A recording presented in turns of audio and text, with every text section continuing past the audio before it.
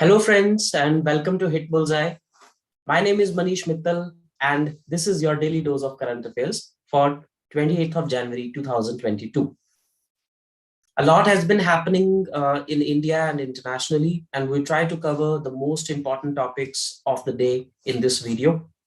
Also, we are intentionally trying to keep the videos as short and crisp as possible so that it can prove to be most beneficial for your valuable time.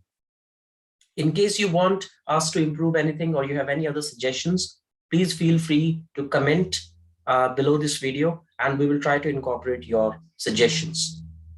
Also, if you like these videos, please give the video a thumbs up. Also subscribe to the channel and hit the bell icon so that you can be a regular subscriber to our channel and you can receive these videos notifications every day. Let us see the important news for 28th of January. So 5 most important things that has happened today. One related to the TIWA community. So we'll see what this issue is.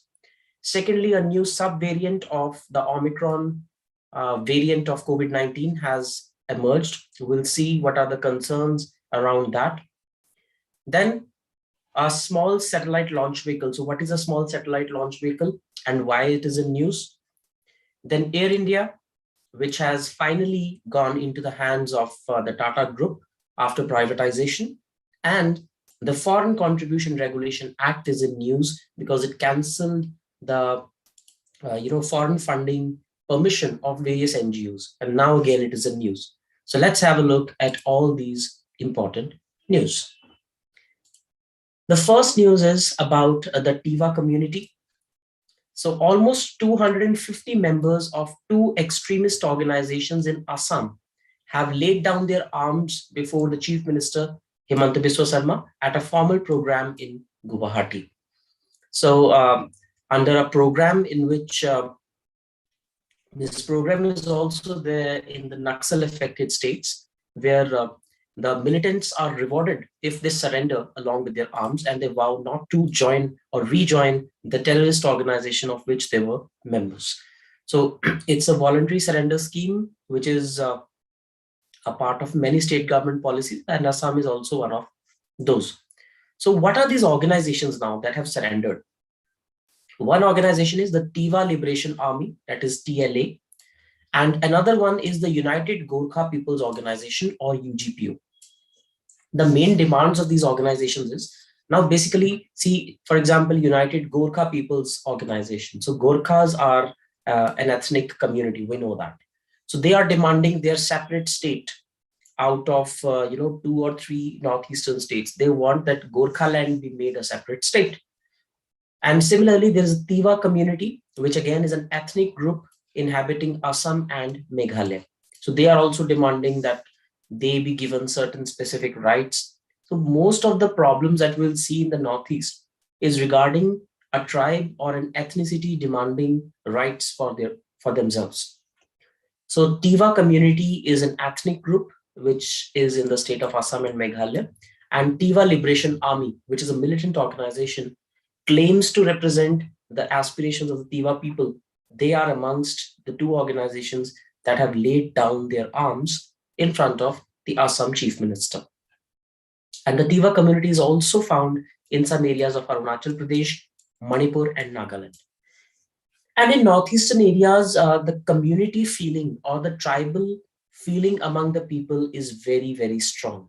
That's why sometimes that leads to secessionist tendencies or you can say divisive tendencies. But the center government must keep in mind that beyond a reasonable limit, the states cannot be formed.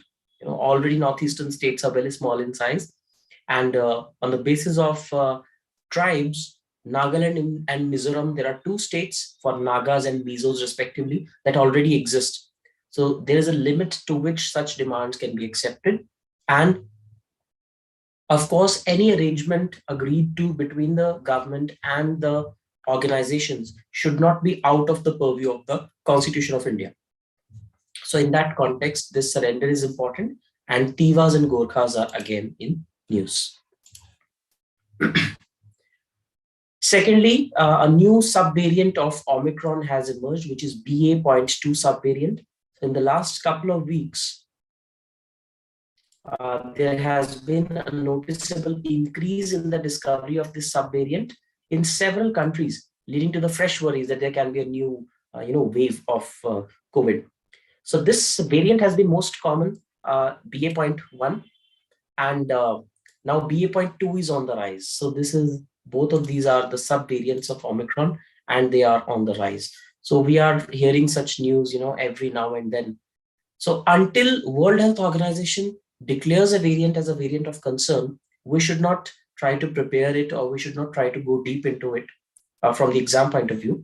But I have pointed this out so that there are questions in papers where they ask you that BA.2 is what?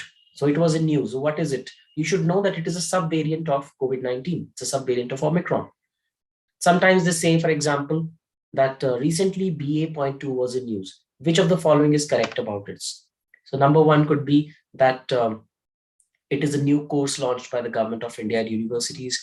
Second could be that it is a variant of COVID-19. Third could be that it is a new vaccine developed for COVID-19. So you should know that it is a subvariant of Omicron, which again is a variant of COVID-19. Next, the Small Satellite Launch Vehicle, or SSLV, is in news. Why? The new chairman of Indian Space Research Organization has just taken charge last month, Dr. S. Somnath, and he has indicated at a meeting with the Minister of State for Space, Jitendra Singh, that ISRO's indigenous new launch rockets, which are called the Small Satellite Launch Vehicles, will have its much delayed development flight this April. So ISRO has been developing the Small Satellite Launch Vehicles, which is ISRO's indigenous launch rockets. So we are trying to indigenize the space technology. We're trying to manufacture, to master the technology of these rockets in India itself. And ISRO has now declared, ISRO's chairman has now declared that the maiden or the first development flight is going to take place in April. And if that flight is successful, then India will enter a unique club of countries that have indigenous capacity to launch rockets, indigenous capacity to build those rockets. Till now, the rockets that we are launching, the launch vehicles like the PSLV or GSLV, the kind of launch vehicles, they have some form of foreign collaboration, and some foreign, you can say, expertise is a part of that. None of those is 100% indigenously manufactured. If we talk about SSLV, they can carry satellites weighing up to 500 kilograms to a low Earth orbit, while tried and tested PSLV can launch satellites weighing 1,000 kgs. So SSLV, as the name suggests, is capable of taking smaller satellites up to 500 kgs, whereas PSLV can take satellites up to 1,000 kg. And SSLV is the smallest vehicle at 110-ton mass at ISRO, and it will only take 72 hours to integrate, unlike the 70 days taken now for a launch vehicle. So it will be very quick for integration, and it is intended to cater to a market for the launch of small satellites in low Earth orbits. Because India has now started accepting private satellites. Of course, after due diligence, now India is launching private satellites, but the launch vehicle is not allowed, for the private sector. So ISRO will be launching small satellites on this vehicle, which is intended for lightweight satellites. For heavier satellites, of course, PSLV and GSLV shall be used.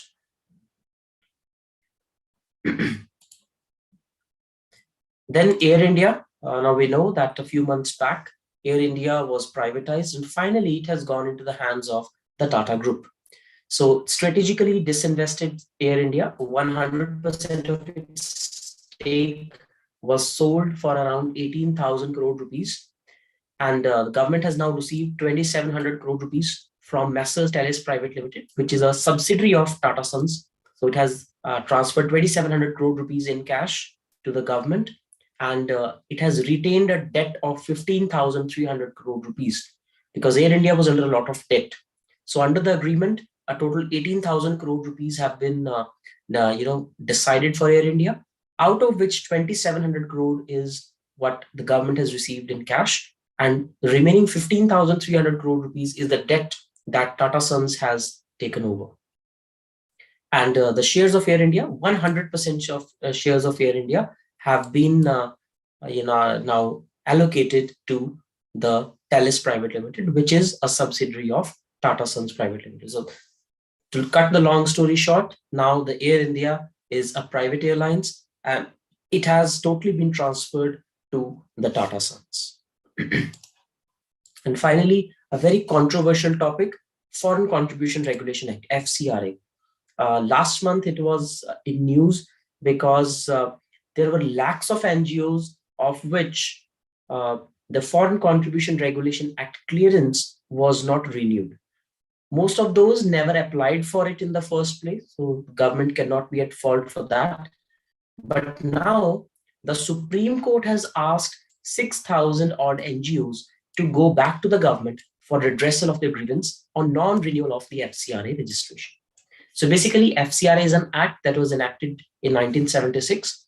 And the purpose of the act was that the NGOs that are working in India, they receive funding from foreign countries as well.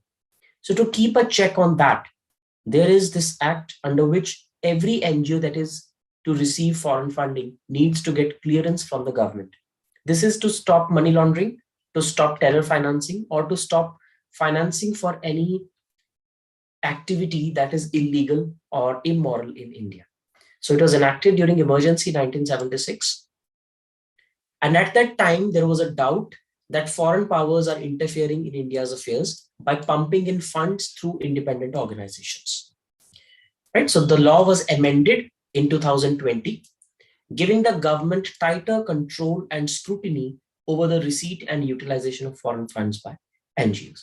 It was making news last month because Mother Teresa's organization, Missionaries of Charity, which is working in West Bengal, its FCRA license was not renewed in the first place. But later on, it was renewed.